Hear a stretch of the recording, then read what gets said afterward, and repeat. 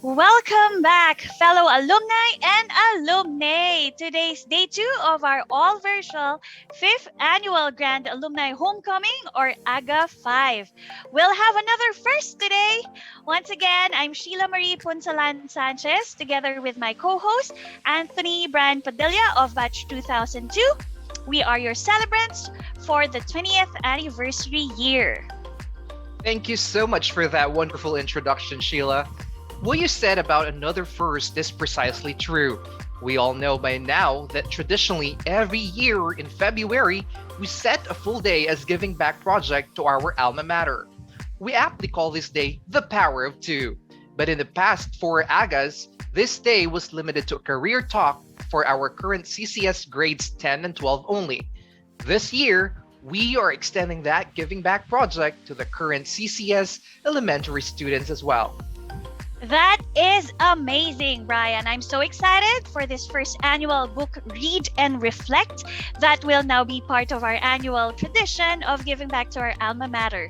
Our newest edition is an educational talk focusing on career or character building rather for CCS elementary students. This is how it works. We have 4 selected bestseller children's books that will be read and discussed by our 4 alumni volunteers. And what a way to start this first book, Read and Reflect, by alumni who were once class valedictorians and salutatorians of their respective batches. So, without further ado, dear CCS elementary students, this special part of our day 2, aptly called the Power of Two, is dedicated to you all. So let's take it away for our 4 alumni volunteers.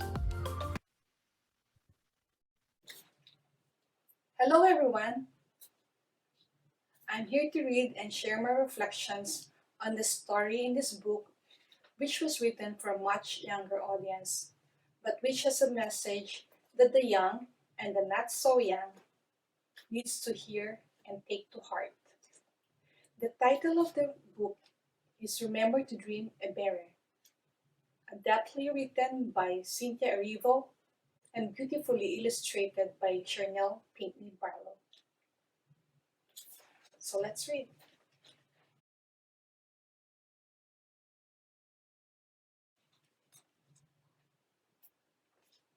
When it was time to go to sleep, Bera's mother always kissed her on the cheek and said, "Remember to dream, my love." And when it was time to go to sleep, Bera usually had a hard time staying asleep. She often crept out of bed and went looking for her mother. "Mommy," she said one night, "I had the most amazing dream. I dreamed of a rocket ship." "Oh my, how big was this rocket ship?" "I don't know," said the bear. "You'd better go back and dream some more." And she did.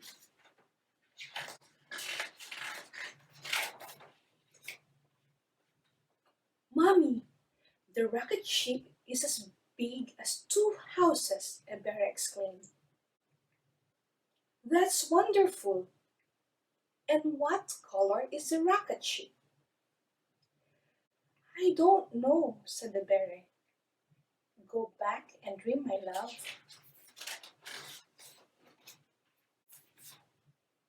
And she did.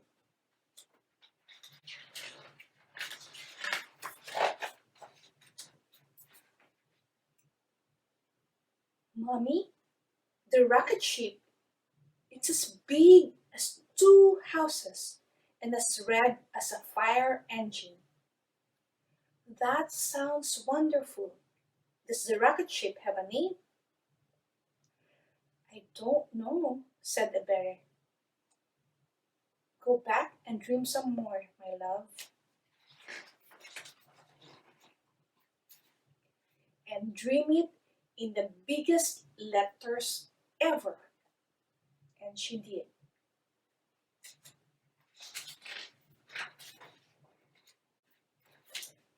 The rocket ship. It's as big as two houses and as red as a fire engine, and it's called the Light Chaser. That is a beautiful name, my love. It would be a shame for such a beautifully named rocket ship to have no captain. Who is the captain of the ship?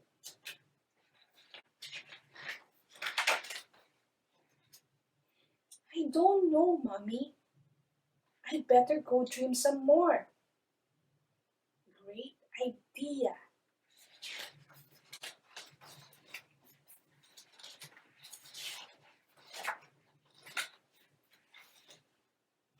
Mommy, I dreamed again, and guess what? I am the captain of the ship. I can go anywhere in the universe. My love, you are the captain of all your dreams, and I want you to have as many dreams as you can. Just remember to always dream as big as two houses, as bright as fire engine red, and as bold as the name Light Chaser.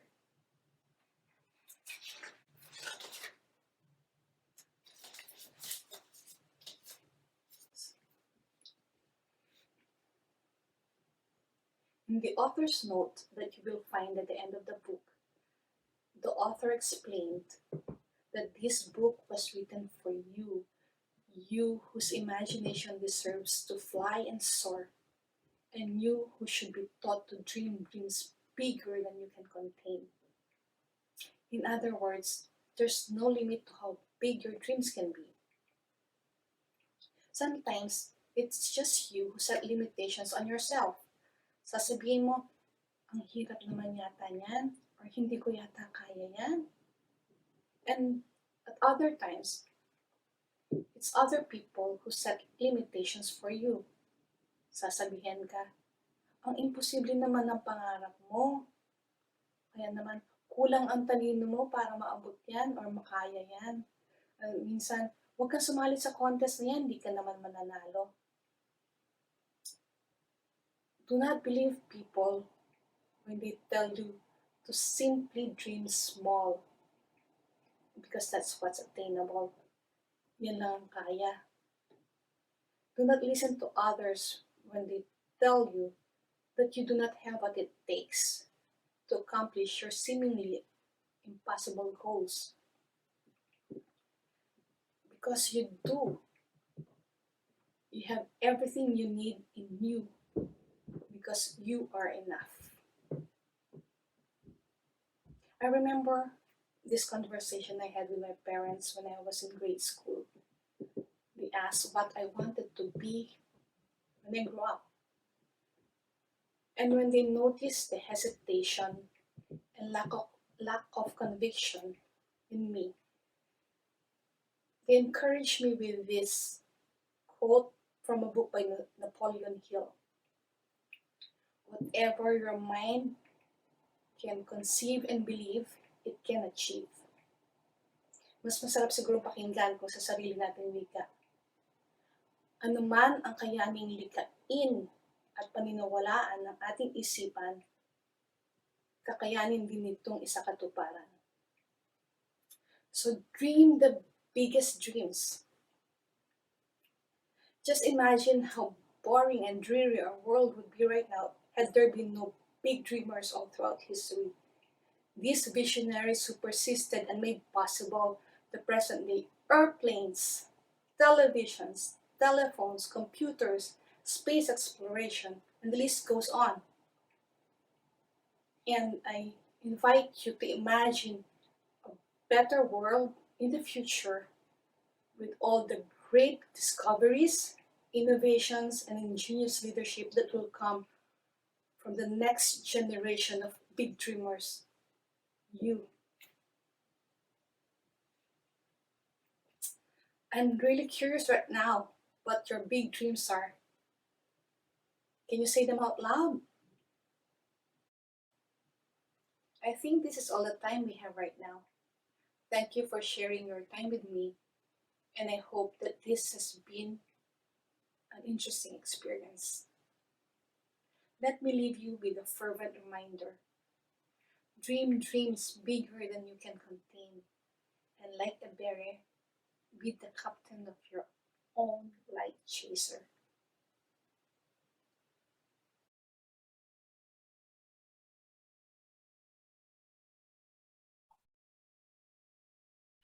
Oh, hey kids, how are you all doing today?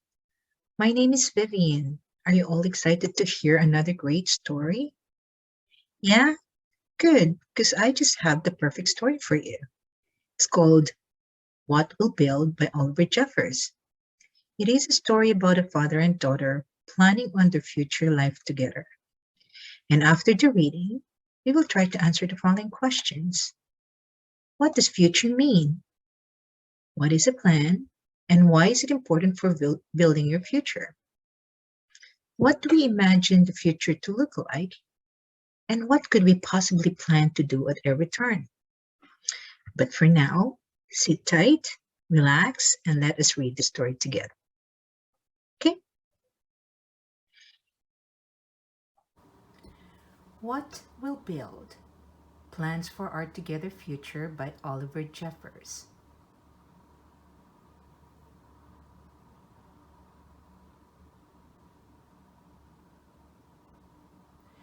What shall we build, you and I?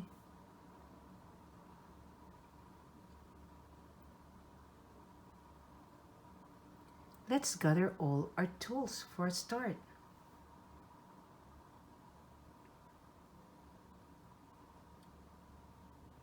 For putting together and taking apart.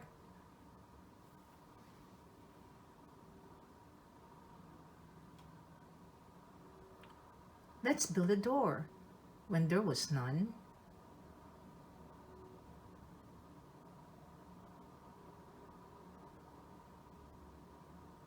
We'll build a house to be our home.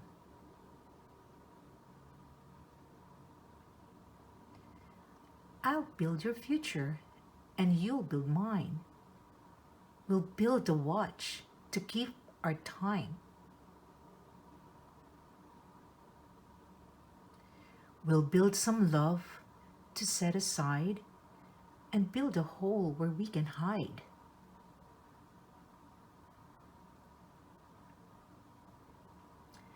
A fortress to keep our enemies out and higher walls for when they shout.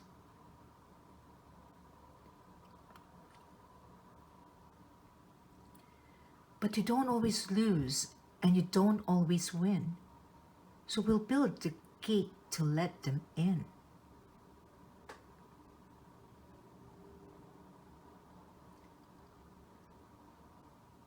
We'll build a table to drink our tea and say, I'm sorry. Me too. Me three.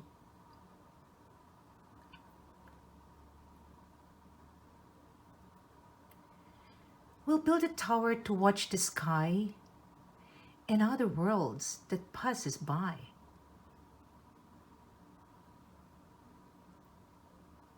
Let's build a tunnel to anywhere. Let's build a road up to the moon.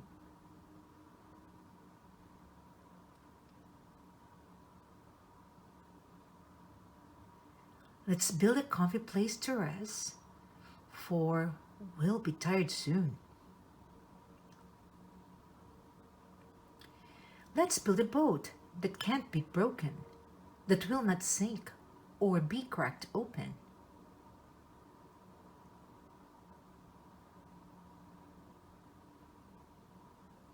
A place to stay when all is lost, to keep the things we love the most.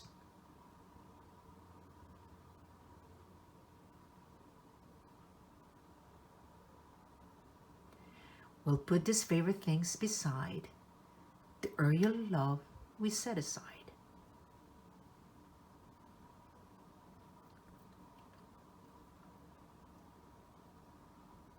I think that we may want them later when things are hard and needs are greater.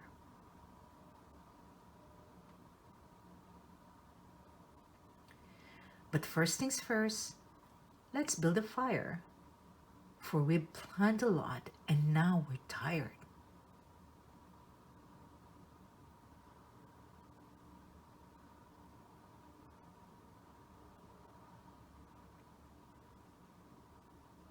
It'll keep us warm like when we're born. Then we'll say goodnight as all's all right.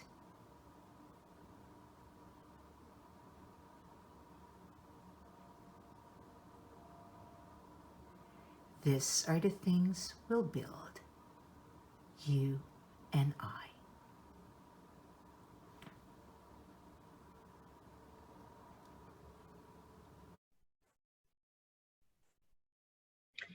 So what a beautiful story, isn't it, kids? What was your favorite part? But most importantly, what did you learn from the story? Right. You learn that it is important to plan for the future, like what the father did in the story for him and his daughter. But what does future mean? Future is something that has not happened yet. We do not know exactly what will happen in the future, but we can plan or figure out what to do and how to do it ahead of time. So, why is planning important? If you plan ahead, it is more than likely you can achieve what you set out to do. For example, your classes start at 8:30 and you don't want to be late for school. What would you do so you're not late? You will plan to wake up at 7 o'clock, take a shower and eat breakfast, and be ready to be out the door at 8 o'clock. I figure that it takes 15 minutes for the drive or walk to school. So by 8:15, you are ready. You are already in the school grounds, right? That's called planning. Something you set out to do before doing it. Yeah? Okay. So what else did we learn? Right. We learned about relationships. But what does it mean? It means that the way that the people behave around each other. In the story, there is the relationship between father and daughter. And if you recall, it is a good relationship. And they plan on doing a lot of things together in the future. The story also touched on the relationship among friends. Remember the last part where they sat around the fire? That's what friends do. They live in harmony with each other. And finally, there's the relationship with their enemies. The story demonstrated on how we could behave around our enemies. We could either keep them out and not talk to them, or we could say sorry to each other and forgive each other and get along. Remember how they sat around the table and did just that? Okay, so what else does the story tell us?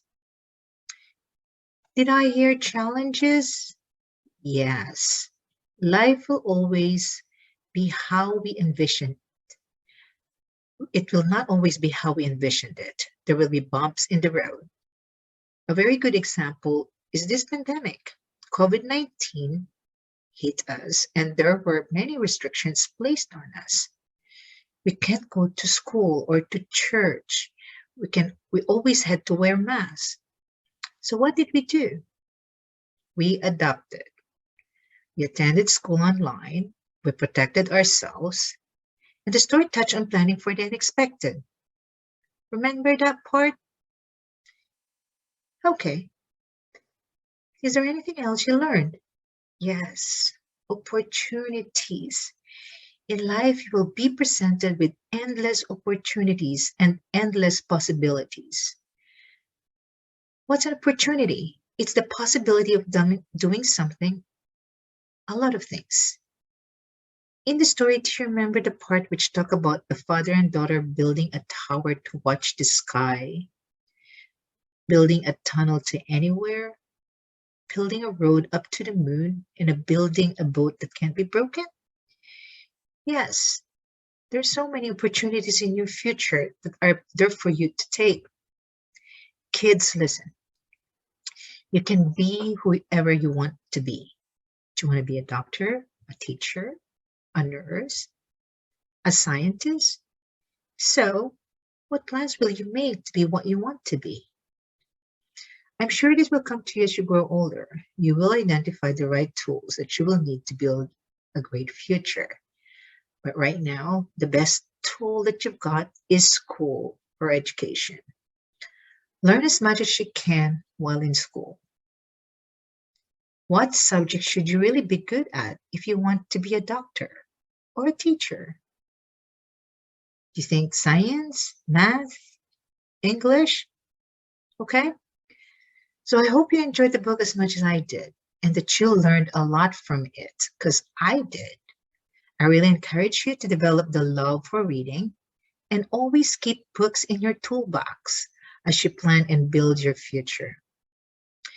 But before I go, I'd like to thank our school's Alumni Association for allowing me to be part of its first ever book, read, and reflect project to enlighten young minds like yours.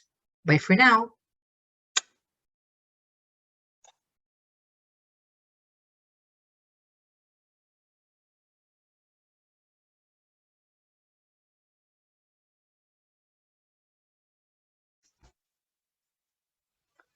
Hello, everyone.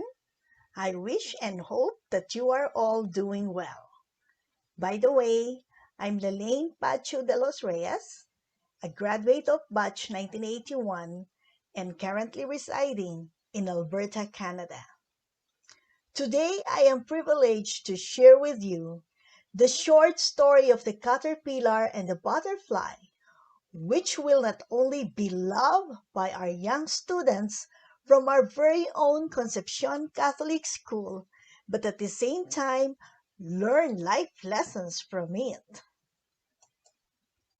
This short story was created and written by Michael Rosenblum.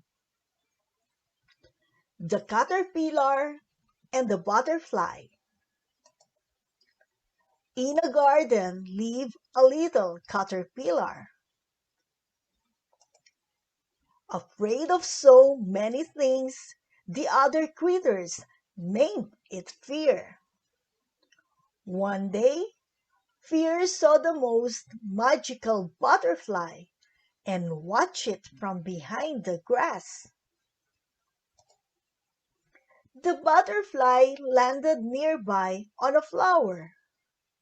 "Hello, how would you like to play?" Fear coiled into a ball. "Don't be afraid. My name is Faith. I am a friend." Fear did not answer. "What's your name, little caterpillar? Please tell me what's wrong." "My name is Fear, and I feel sad." "Why?" asked Faith. "Because I'm afraid of many things," Fear explained. "What are you afraid of?" "Other creatures, lightning storms, being bullied, making friends, trying new things." "I understand how you feel. I won't let anything happen to you. Come, play with me." With the help of Faith, Fear tried new things and made new friends. Each day, Fear became a little braver. One day, Fear said to Faith, "You make it seem so easy. I wish I felt as free from worry as you do. I wish I could fly high like you." Faith smiled and said, "I was once just like you. One day you will be just like me." "But how will that happen?" Fear asked. Faith flew down and sat beside Fear. "You need to try new things. even when you are afraid. You need to be kind, even when you are afraid. Most of all, you need to believe in yourself, even when you are afraid. When you can do these things, you will have the power to fly. That night, Fear thought about what Faith said. Fear thought about the past months, the new friends made, and all the new experiences. The future no longer seemed as scary. Fear decided to start believing in fate. Suddenly sleepy, Fear took a long, cozy nap and dreamed of what could be. In the new day, Fear found the magic of faith and started to fly. Happily ever, always.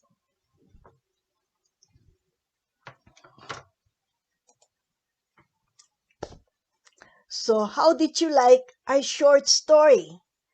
How did you like Fear and Faith, our characters in the story?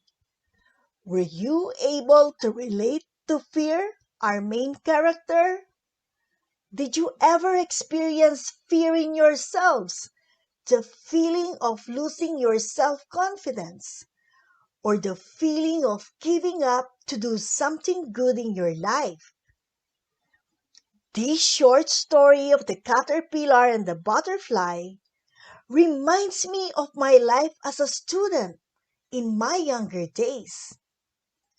Physically, I considered myself as an ugly duckling because when I was young, I had darker complexion as compared with my other siblings. When I was a student, I knew I was capable of excelling in the things that I do, since I was a consistent honor student from elementary to high school. But unfortunately, I experienced to be bullied by some of my classmates. Sadly, even some of my friends turned their backs on me because they were afraid to be bullied as well. That situation somehow held me back. I started to slowly lose my self-confidence. And oftentimes, I ended up crying until I found a friend in the person of the late Sister Resurrection, our school principal at the time. Like Faith in the story, she encouraged me to overcome my fear. I remembered her telling me one day, "Don't let them succeed in pulling you down. Overcome your fear. It is in believing in yourself that you will become the best of what you can be. Think of the people who believe in what you can do, and most especially, think of your family who always love and support you." With her guidance, motivation, and motherly love, I regained my self-confidence and developed myself in many ways. So, children and adults like me, I hope that we were able to reflect and learn the lessons behind this short story of the caterpillar and the butterfly. We are all blessed with God-given talents and skills. At an early age, we should discover our potentials, develop them, build our self-confidence, and overcome every fear that is within us so that we become the best of ourselves. Like fear in the story, our wings will grow, develop, and we will surely soar high. So take care, be blessed, and God bless us all. That was truly special, Sheila, don't you think? I agree with you. I actually learned four golden lessons. First, to dream big. Second, to build memories. And third, to persevere, imagine, and collaborate. And of course, the fourth one, another big lesson, to overcome fear. This newest addition to our Giving Back project doesn't just give golden lessons to our young ones at CCS, but also for us ourselves. I actually have learned so much from our four alumni volunteers. Right, Bri? I totally agree with you on that, Sheila.